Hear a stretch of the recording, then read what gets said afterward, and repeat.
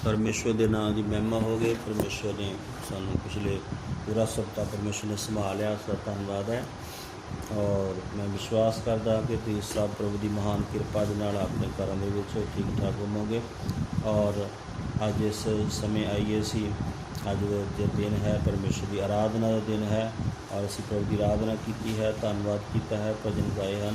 और आइए असी परमेश्वर के पवित्र वचन सुनने वास्ते जावांगे। प्रभु के पवित्र वचन असीं सुनांगे और परमेश्वर का वचन जिहड़ा है साडे लई जरूरी है, क्योंकि ये परमेश्वर का वचन जिहड़ा है साडे आत्मा की खुराक है।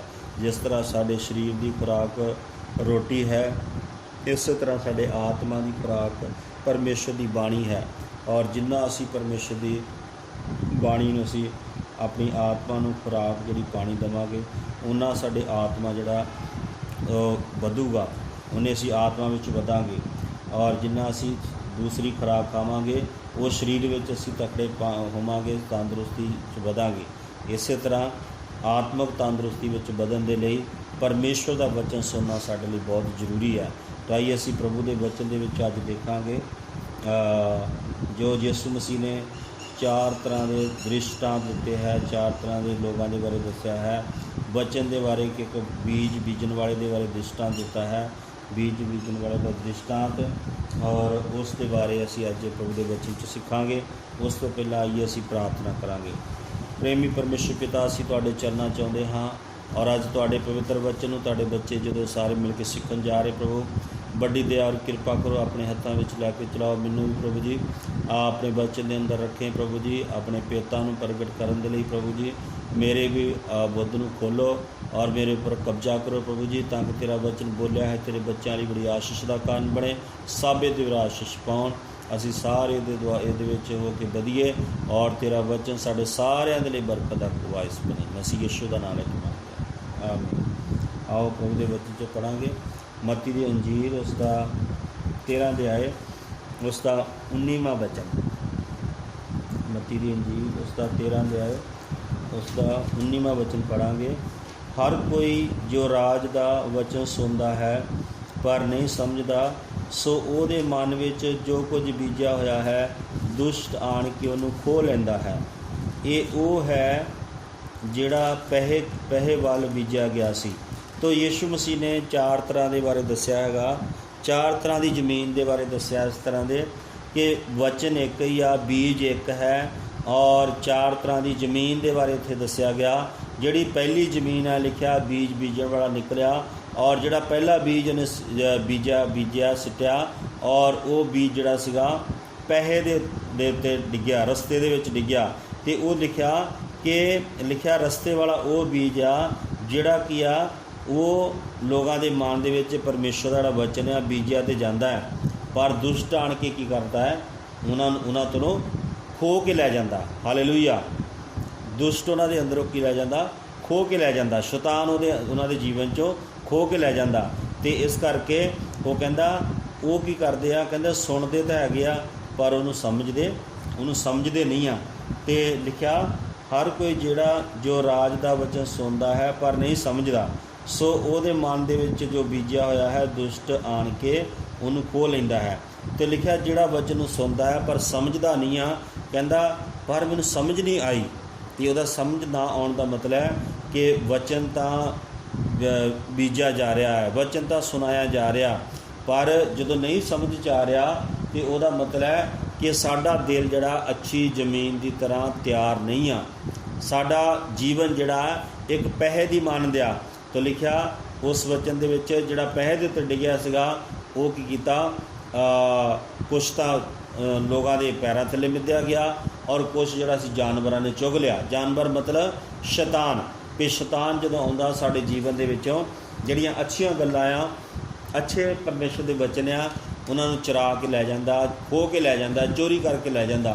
जिहदे द्वारा जिस वचनों के द्वारा असी जीवन पाउने आ, जिस वचनों के द्वारा चंगियाई पाउने आ, जिस वचनों के द्वारा असी परमेश्वर तो बरकत पाउने आ, और वही वचन जिहड़ा है लिखा एक पैसे की मान जो साडा जीवन बन जाता है तो फिर दुष्ट आउंदा तो वह खो के लै जाता तो उत्थे कुछ भी फिर नहीं हुंदा। इस करके असी अज झाती मारीए अपने जीवन दे विच कि साडा जीवन जिहड़ा है कि असी परमेश्वर के वचन नूं सुणदे आ ते की साडा जीवन जिहड़ा एक पैसे की मानद है कि साडा जीवन असी एक राह की मानद है जिहड़ा बीजा जांदा पर उहदे विच कोई भी उहदे सानूं समझ नहीं आउंदी। ते उहदा मतलब शैतान की करदा है वो साडे जीवन च उस वचन नूं इह आ पहली जमीन जिहड़ी पहला जिहदे विच वचन डिग्या बीज डिग्या पर वो पैसे की मान सीगा क्योंकि शैतान जिहड़ा आ उत्थों चुक के लै जांदा ते वो कहंदे वचन सानूं समझ आई नहीं। और दूसरा जो असीं पढ़दे हाँ अते लिखिया उसका 20वां वचन अते जिहड़ा पथरेली जमीन विच बीजा गया सो वो है जो वचन सुन के झट खुशी नाल उहनूं मन लैंदा है पर अपने विच जड़ नहीं रखदा। इत्थे लिखिया कि जिहड़ा वचन जिहड़ा पैसे दे विच पहला पैसे दे विच और दूसरा जिहड़ा बीज आ वो लिखिया पथरीली जमीन दे विच डिग्या ते पथरीली जमीन दे विच इस तरह होया भी वो की हुंदा है पथरीली जमीन दे विच लिखिया वो इस तरह का जीवन आ वचन नूं सुन के खुशी दे नाल लोग झट मन लैंदे आ पर उस तो बाद की है अपने विच की नहीं रखते जड़ नहीं रखते। जड़ ना रखने के कारण लिखिया रोशनी पैंदी है धुप पैंदी है और वो की हो जाता वो जिहड़ा पौधा है जां बीज है सड़ जाता। पर इत्थे लिखिया कि वो की है तां भी थोड़ा चिर रहिंदा है पर जां वचन के कारण दुख जां जुल्म हुंदा तां झट ठोकर खांदा है। पर लिखिया उस वचन के कारण जिहड़ा वचन सुनिया हुंदा है उस वचन को सुन के कि जदों थोड़ा जिहा दुख आउंदा है धुप लगदी आ जां सेक लगदा है पथरीली जमीन का जड़ ना होने के कारण वो सुक जाता है। पर वचन कहंदा तुसी अपने विच जड़ रखो अपनी जड़ नूं मजबूत रखो। आइए असीं एक वचन पढ़ांगे फिर कुलसियां दी पत्री विच उहदा दूसरा अध्याय कुलसियां दी पत्री उहदा दूसरे अध्याय उहदा 7वां वचन जल्दी जल्दी जिन्होंने मिल गया जल्दी पढ़ दो। कुलसियां दी पत्री उहदा दूसरा अध्याय और उहदा 7वां वचन 6वां और 7वां ਅਤੇ ਜੜ ਫੜ ਕੇ 6ਵਾਂ 7ਵਾਂ वचन ਸੋ ਜਿਵੇਂ ਤੁਸੀਂ ਮਸੀਹ ਯਿਸੂ ਪ੍ਰਭੂ ਨੂੰ ਕਬੂਲ ਕੀਤਾ ਤਿਵੇਂ ਤੁਸੀਂ ਉਹਦੇ ਵਿੱਚ ਚੱਲਦੇ ਜਾਓ ਅਤੇ ਜੜ ਫੜ ਕੇ ਅਤੇ ਉਹਦੇ ਉੱਤੇ ਉਸਰ ਕੇ ਅਤੇ ਆਪਣੀ ਨੇਚਾ ਵਿੱਚ ਦ੍ਰਿੜ ਹੋ ਕੇ ਜਿਵੇਂ ਤੁਹਾਨੂੰ ਉਪਦੇਸ਼ ਹੋਇਆ ਸੀ ਧੰਨਵਾਦ ਵਾਲਾ ਕਰਦੇ ਜਾਓ। हाँ इत्थे प्रभु का वचन सानूं दसदा है सो जिवें तुसां मसीह यीशु प्रभु नूं कबूल कीता तिवें तुसीं ਉਹਦੇ ਵਿੱਚ ਚੱਲਦੇ ਜਾਓ ਅਤੇ ਜੜ ਫੜ ਕੇ ਅਤੇ ਉਹਦੇ ਉੱਤੇ ਉਸਰ ਕੇ ਅਤੇ ਆਪਣੀ ਨੇਚਾ ਵਿੱਚ ਦ੍ਰਿੜ ਹੋ ਕੇ ਜਿਵੇਂ ਤੁਹਾਨੂੰ ਉਪਦੇਸ਼ ਹੋਇਆ ਸੀ ਧੰਨਵਾਦ ਬਾਲਾ ਕਰਦੇ ਜਾਓ। ਜਿੱਦਾਂ ਸਾਨੂੰ ਉਪਦੇਸ਼ ਹੋਇਆ ਜਿੱਦਾਂ ਅਸੀਂ ਪਰਮੇਸ਼ਰ ਦਾ ਵਚਨ ਸਾਨੂੰ ਸੁਣਿਆ ਜਿੱਦਾਂ ਪਰਮੇਸ਼ਰ ਦਾ ਵਚਨ ਸਾਡੇ ਵਿੱਚ ਬੀਜਿਆ ਗਿਆ ਤੇ ਉਹਦੇ ਵਿੱਚ ਅਸੀਂ ਕੀ ਕਰਨੀ ਆ ਜੜ ਫੜ ਕੇ ਉਹਦੇ ਵਿੱਚ ਵਧਣਾ ਆ ਉਹਦੇ ਵਿੱਚ ਉਸਰਦੇ ਜਾਣਾ ਤੇ ਧੰਨਵਾਦ ਕਿੱਦਾਂ ਕਰਨਾ ਜੀ ਬਾਲਾ ਕਰਨਾ ਹੈ थोड़ा नहीं करना बाला धन्नवाद हरेक समय चलते फिरते असी धन्नवाद करना सौन के समय धन्नवाद करना उठन के समय धन्नवाद करना सफ़र करने के समय धन्नवाद करना ताकि जिहड़ी बचन की जड़ आ वो साडे जीवन दे ਵਧੇ लगे और असी किया ਉਹਦੇ ਵਿੱਚ ਵਧਦੇ जाइए और परमेश्वर का धन्नवाद जिहड़ा है वो बाला करते जाइए। पर यह लिखा वो जिहड़ा दूसरे जिहड़ा सीगा वो पथरीली जमीन दे विच डिग्या पर जड़ ना होने के कारण वो जल्दी सुक गया खत्म हो गया। पर इस करके असी देखिए कि साडे दिल की जिहड़ी जमीन आ कि एक पै की तरह आ कि एक पथरीली जमीन की तरह आ असी किस तरह के नाल अपने जीवन च बचन नूं रखते हैं कि असी थोड़ा धन्नवाद करते हाँ बाला धन्नवाद करते जो जड़ होगी जड़ फड़ के असी वधांगे और फिर असी बाला धन्नवाद करने वाले बन जाएंगे। हालेलुया। इस करके आइए तीसरा प्रकार का जिहड़ा उहदे बारे पढ़ांगे अगला वचन जिहड़ा मत्ती दी इंजील जिहड़ा आपां पढ़ रहे हैं उसका 22 वचन ਅਤੇ ਜਿਹੜਾ ਕੰਡਿਆਲਿਆਂ ਵਿੱਚ ਬੀਜਿਆ ਗਿਆ ਸੋ ਉਹ ਹੈ ਜੋ ਵਚਨ ਨੂੰ ਸੁਣਦਾ ਹੈ ਪਰ ਇਸ ਯੁੱਗ ਦੀ ਚਿੰਤਾ ਅਤੇ ਧਨ ਦਾ ਧੋਖਾ ਵਚਨ ਨੂੰ ਦਬਾ ਲੈਂਦਾ ਹੈ ਅਤੇ ਉਹ ਅਫਲ ਰਹਿ ਜਾਂਦਾ ਹੈ।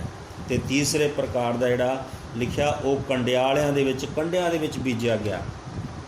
ਪਰ ਕੀ ਕਰਦਾ ਉਹ? ਲਿਖਿਆ ਉਹ ਕੀ ਕਰਦਾ? ਉਹਨੂੰ ਸੰਸਾਰ ਦੀਆਂ ਚਿੰਤਾ, ਧਨ ਦਾ ਧੋਖਾ, ਇਹ ਸਾਰਾ ਕੁਛ ਉਹਨਾਂ ਨੂੰ ਬਚਨ ਨੂੰ ਕੀ ਕਰ ਲੈਂਦਾ? ਦਬਾ ਲੈਂਦਾ। ਅਤੇ ਉਹ ਕੀ ਕਰ ਜਾਂਦਾ? ਉੱਥੇ ਹੀ ਖਤਮ ਹੋ ਜਾਂਦਾ। ਉਹ ਫਾਇਦਾ ਮਤਲਬ ਬਚਨ ਉੱਗਦਾ ਤਾਂ ਹੈ, ਪਰ ਲਿਖਿਆ ਉਹ ਅਫਾਲੀ ਰਹਿ ਜਾਂਦਾ, ਉਹਨੂੰ ਕੋਈ ਵੀ ਫਲ ਲੱਗਦਾ, ਉਹਨੂੰ ਕੋਈ ਵੀ ਫਲ ਨਹੀਂ ਲੱਗਦਾ। ਇਸ ਕਰਕੇ ਲਿਖਿਆ ਉਹ ਜਿਹੜੀਆਂ ਉਹ ਕੰਡਿਆਂ ਵਿੱਚ, ਤੀਸਰਾ ਜਿਹੜਾ ਆ ਕੰਡਿਆਲਿਆਂ ਦੇ ਵਿੱਚ ਬੀਜਿਆ ਗਿਆ। ਤਾਂ ਬਚਨ 'ਚ ਲਿਖਿਆ ਕਿ ਤੁਸੀਂ ਆਪਣੀ ਪਈ ਹੋਈ ਫਸਲ ਨੂੰ ਵਾਹੋ ਅਤੇ ਕੰਡਿਆਂ ਵਿੱਚ ਨਾ ਬੀਜੋ। ਇਸ ਕਰਕੇ ਅਸੀਂ ਜਦੋਂ ਆਪਣਾ ਜੀਵਨ ਕੰਡਿਆਂ ਦੀ ਮਾਨਤ ਬਣਾ ਲੈਂਦੇ ਹਾਂ, ਅਤੇ ਫਿਰ ਕੀ ਹੁੰਦਾ? ਉਹ ਦੁਨੀਆ ਦੀਆਂ ਚਿੰਤਾ ਸਾਡੇ ਜੀਵਨ 'ਚ ਆਉਂਦੀਆਂ, ਧਨ ਦਾ ਧੋਖਾ, ਕਿ ਧਨ ਦੇ ਪਿੱਛੇ ਹਰੇਕ ਟਾਈਮ ਲੱਗੇ ਰਹਿਣਾ, ਹਰੇਕ ਟਾਈਮ ਦੌੜੇ ਰਹਿਣਾ, ਔਰ ਸੰਸਾਰ ਦੀ ਗੱਲਾਂ ਦੀ ਚਿੰਤਾ ਕਰਨੀ, ਔਰ ਫਿਰ ਪਰਮੇਸ਼ਵਰ ਦੇ ਲਈ ਫਲ ਜਿਹੜਾ ਅਸੀਂ ਨਹੀਂ ਦੇ ਸਕਦੇ। ਪਰ ਯਿਸੂ ਮਸੀਹ ਨੇ ਆਪਣੇ ਚੇਲਿਆਂ ਨੂੰ ਕਿਹਾ, ਜਦੋਂ ਯਹੰਨਾ ਦੀ ਅੰਜੀਲ ਅਸੀਂ 15:16 ਵਿੱਚ ਪੜ੍ਹਦੇ ਹਾਂ, ਅਤੇ ਯਿਸੂ ਮਸੀਹ ਨੇ ਕਿਹਾ ਤੁਸੀਂ ਮੈਨੂੰ ਨਹੀਂ ਚੁਣਿਆ, ਬਲਕਿ ਮੈਂ ਤੁਹਾਨੂੰ ਚੁਣਿਆ ਕਿ ਤੁਸੀਂ ਜਾ ਕੇ ਫਲਦਾਰ ਹੋਵੋ ਅਤੇ ਤੁਹਾਡਾ ਫਲ ਜਿਹੜਾ ਉਹ ਕਾਇਮ ਰਹੇ। ਪਰ ਇੱਥੇ ਲਿਖਿਆ ਇਹ ਤੀਸਰਾ ਜਿਹੜਾ ਝਾੜੀਆਂ ਦੇ ਵਿੱਚ ਡਿੱਗਿਆ ਆ ਬੀਜ, ਇਹ ਕੀ ਆ? ਝਾੜੀਆਂ ਨੇ ਇਹਨਾਂ ਨੂੰ ਦਬਾ ਲਿਆ। ਝਾੜੀਆਂ ਮਤਲਬ ਸੰਸਾਰ ਦੀ ਜਿਹੜੀ ਚਿੰਤਾ, ਇਸ ਯੁੱਗ ਦੀ ਚਿੰਤਾ ਜਿਹੜੀ ਹੈ, ਔਰ ਸੰਸਾਰ ਦੀ ਚਿੰਤਾ, ਇਸ ਯੁੱਗ ਦੀ ਚਿੰਤਾ ਅਤੇ ਧਨ ਦਾ ਧੋਖਾ ਬਚਨ ਨੂੰ ਦਬਾ ਲੈਂਦੇ ਆ।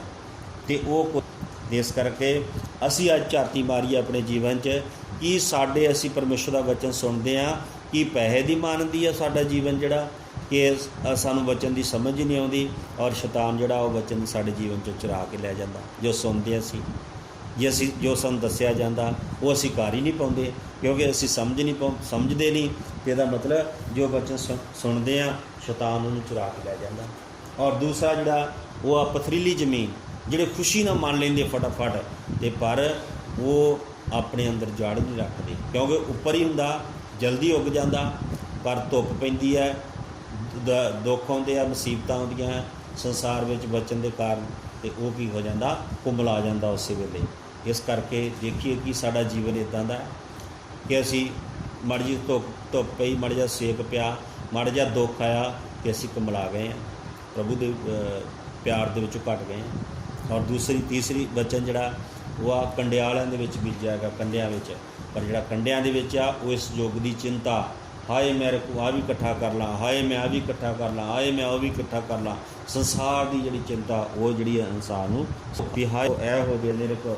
ਪਰ ਧਨ ਲਿਖਿਆ ਪਰਮੇਸ਼ਰ ਹੀ ਸਾਨੂੰ ਦਿੰਦਾ ਹੈ ਕਿ ਅਸੀਂ ਧਨ ਕਮਾਈਏ, ਬਲ ਦਿੰਦਾ, ਸਾਨੂੰ ਸ਼ਕਤੀ ਦਿੰਦਾ, ਧਨ ਕਮਾਈਏ, ਉਹਦੇ ਵਿੱਚ ਵਧੀਏ, ਅਮੀਰ ਬਣੀਏ, ਉਹ ਪਰਮੇਸ਼ਰ ਹੀ ਬਣਾਉਂਦਾ। ਜਦੋਂ ਅਸੀਂ ਉਹਦੇ ਵਿੱਚ ਹੋ ਕੇ ਕਰਦੇ ਹਾਂ ਤਾਂ ਸੱਚਮੁੱਚ ਉਹ ਪਰਮੇਸ਼ਰ ਸਾਨੂੰ ਆਸ਼ੀਰਵਾਦ ਦਿੰਦਾ। ਪਰ ਲਿਖਿਆ ਉਹ ਜਿਹੜੇ ਕੰਡਿਆਲਿਆਂ ਵਿੱਚ ਆ ਉਹ ਉਹਨਾਂ ਨੇ ਫਲ ਦਿੱਤਾ ਹੀ ਨਹੀਂ, ਉਹ ਅਫਾਲੀ ਰਹਿ ਗਏ। ਇਸ ਕਰਕੇ ਜਦੋਂ ਅਸੀਂ ਇੱਦਾਂ ਦੀਆਂ ਚਿੰਤਾ ਵਿੱਚ ਫਸਦੇ ਹਾਂ ਅਤੇ ਫਿਰ ਅਸੀਂ ਫਲ ਨਹੀਂ ਦੇ ਸਕਦੇ, ਪਰ ਪ੍ਰਭੂ ਸਾਡੇ ਕੋਲੋਂ ਫਲ ਚਾਹੁੰਦੇ ਆ। ਇਸ ਕਰਕੇ ਆਈਏ ਚੌਥੀ ਜਿਹੜੀ ਜ਼ਮੀਨ ਆ ਉਹਦੇ ਬਾਰੇ ਦੇਖਾਂਗੇ। 23ਵਾਂ ਵਚਨ ਪੜ੍ਹੀਏ।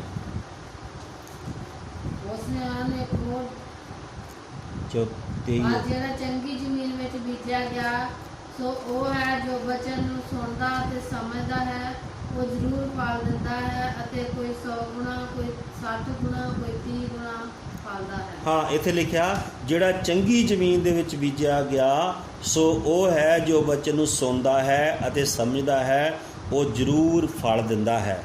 ਕੋਈ 60 ਗੁਣਾ, ਕੋਈ 30 ਗੁਣਾ, ਕੋਈ 100 ਗੁਣਾ, ਕੋਈ 60 ਗੁਣਾ, ਕੋਈ 30 ਗੁਣਾ ਫਲਦਾ ਹੈ। ਕੋਈ ਨਾ ਕੋਈ ਜਿਹੜਾ 100 ਗੁਣਾ ਕੋਈ ਫਲ ਦੇ ਦਿੰਦਾ, ਕੋਈ 60 ਗੁਣਾ ਵੀ ਦਿੰਦਾ, ਔਰ ਕੋਈ 30 ਗੁਣਾ ਵੀ ਦਿੰਦਾ ਹੈ। ਉਹ ਜਿਹੜਾ ਚੰਗੀ ਜ਼ਮੀਨ ਦੇ ਵਿੱਚ ਡਿੱਗਦਾ ਹੈ, ਉਹਦਾ ਮਤਲਬ ਹੈ ਉਹ ਜਿਹੜਾ ਵਚਨ ਬੀਜਿਆ ਗਿਆ ਸੋ ਵਚਨ ਨੂੰ ਕੀ ਕਰਦਾ ਹੈ? ਸੁਣਦਾ ਹੈ ਤਾਂ ਸਮਝਦਾ ਹੈ।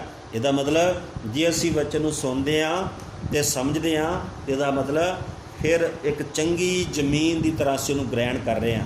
ਔਰ ਜਦੋਂ ਚੰਗੀ ਜ਼ਮੀਨ ਦੀ ਤਰ੍ਹਾਂ ਅਸੀਂ ਉਸ ਵਚਨ ਨੂੰ ਗ੍ਰਹਿਣ ਕਰ ਰਹੇ ਹਾਂ ਅਤੇ ਸੱਚਮੁੱਚ ਅਸੀਂ ਸਮੇਂ ਦੇ ਨਾਲ ਫਲਦਾਰ ਬਣ ਜਾਵਾਂਗੇ, ਪਰਮੇਸ਼ਰ ਨੂੰ ਅਸੀਂ ਫਲ ਦੇਣ ਵਾਲੇ ਜੀਵਨ ਸਾਡਾ ਬਣ ਜਾਊਗਾ। ਇਸ ਕਰਕੇ ਅਸੀਂ ਆਪਣੇ ਜੀਵਨ ਨੂੰ ਇੱਕ ਫਲ ਦੇਣ ਵਾਲੀ ਜ਼ਮੀਨ ਬਣਾਈਏ ਤਾਂ ਕਿ ਅਸੀਂ ਆਉਣ ਵਾਲੇ ਦਿਨਾਂ ਦੇ ਵਿੱਚ अच्छा फल दे सकीए। और परमेश्वर चाहुंदा असी फलदार होइए। तो लिखिया ਜਿਹੜੇ रुख फल नहीं दिंदे ਉਹਨਾਂ ਦੀਆਂ जड़ां ਦੇ ਉੱਤੇ ਕੁਹਾੜਾ ਰੱਖਿਆ ਹੋਇਆ ਹੈ और एक दिन ਵੱਡੇ ਜਾਣਗੇ ਤੇ ਅੱਗ ਦੇ ਵਿੱਚ ਉਹ ਸੁੱਟੇ ਜਾਣਗੇ। ਇਸ ਕਰਕੇ ਆਈਏ ਅਸੀਂ ਆਪਣੇ ਜੀਵਨਾਂ ਨੂੰ ਪ੍ਰਭੂ ਦੇ ਹੱਥ ਵਿੱਚ ਸਮਰਪਣ ਕਰੀਏ ਕਿ ਅਸੀਂ ਆਪਣੇ ਜੀਵਨ ਦੇ ਵਿੱਚ ਝਾਤੀ ਮਾਰੀਏ ਕਿ ਸਾਡਾ ਜੀਵਨ ਜਿਹੜਾ ਹੈ ਉਹ ਇੱਕ ਪੈਸੇ ਦੀ ਮਾਨਦ ਆ कि असी वचन सुनते हैं पर समझते नहीं, तो साड़ा जीवन एक पैसे की मानद है। और दूसरा, अगर असी थोड़े समय असी वचन मान लेने और फिर छड्डते हैं तो इसका मतलब असी एक पथरीली जमीन की मानद साड़ा जीवन। और एक अगर असी दुनिया के धन के धोखे विच युग की चिंता विच फसे हुए हैं विश्वासी हुंदे होए, तो इसका मतलब साडे जीवन असी झाड़ियां दे विच साडा जीवन झाड़ियां वाला। इस करके वो फिर वचन जड़ा वो साडे जीवन च बधू ना, असी फलदार नहीं बनांगे। अगर चंगी जमीन की तरह असी ग्रहण करांगे तो असी फल देने वाले बनांगे और साडे जीवन दे विच फल आउणगे। फिर सचमुच दूसरे लोग देख के कहणगे सचमुच ये यीशु मसीह दे लोग आ, ये यीशु मसीह दे चेले आ। तो सचमुच आइए असी चंगी जमीन की तरह वचन नूं अपने जीवन च ग्रहण करिए ताकि परमेश्वर दे ਜਿਹੜੇ वचन के फल आ वो साढ़े जीवन च नज़र आउण, परमेश्वर की आशीष साढ़े जीवन च नज़र आए और दूसरे लोग भी साढ़े द्वारा बरकत पाउण। तो इस वचन के नाल सानूं आशीष दे। आइए प्रार्थना करिए। प्रेमी परमेश्वर पिता, असीं तुहाडा धन्नवाद और शुक्र करते हाँ तुहाडे इन्हां सच्चे और जिउंदे वचनां वास्ते। जदों अज तुहाडे लोग तुहाडे वचनां सुन रहे प्रभु जी, तुसीं इन्हां ते वड्डी दया और किरपा करो। इन्हां दे मनां नूं अच्छी जमीन की तरह प्रभु अपने मनां नूं तैयार करन ताकि आने वाले दिनों में फलदार बन सकन। प्रभु जी तेरी महिमा ने जीवना के द्वारा होए प्रभु जी, वड्डी दया किरपा करो। अपने पवित्र हत्थां विच लैके चलाओ। सारे तेरे लोगों को तेरे हत्थां विच दिना प्रभु जी। सब दियां जरूरतां नूं पूरा करो, अच्छी तंदुरुस्ती दो, सब तरह की सुस्ती नूं दूर करो प्रभु जी। तेरे वचन नूं ज़्यादा सुनने लई, तेरे वचन च अगे बढ़न लई प्रभु जी, तेरे ज़्यादा धन्नवाद करने लई, ज़्यादा प्रार्थना करने लई प्रभु अपने बच्चों की मदद करो। तुहाडी किरपा इन्हां सब के जीवनों पर बनी रहे। साड़ी प्रार्थना बेनती नूं सुनिया धन्नवाद मसीह यीशु का नाम लैके मंगदे हां, आमीन आमीन। साडे पिता परमेश्वर का प्यार, यीशु मसीह की कृपा, पवित्र आत्मा की संगत सारे विश्वासी भैन भरावां दे नाल यीशु मसीह के आगमन तक होंदी है। आमीन। सब जय मसीह दी। परमेश्वर सब नूं बरकत दे। God bless you.